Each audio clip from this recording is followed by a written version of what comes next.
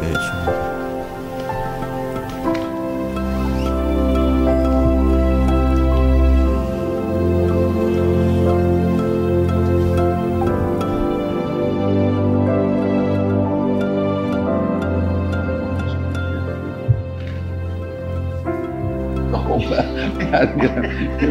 نمیخواید ببرین کتاب رو، نمیخواید بذارین.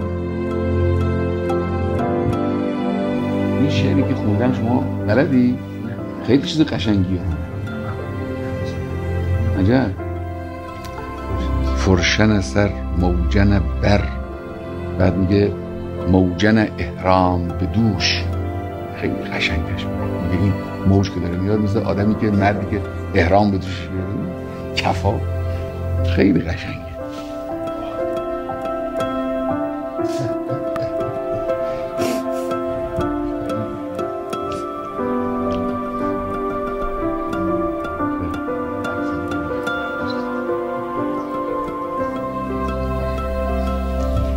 آقا حالا وقت چاییه دیگه.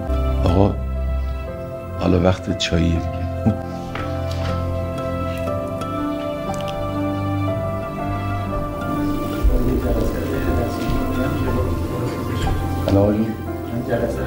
الان غیر رسمیه، راحت تکلیف.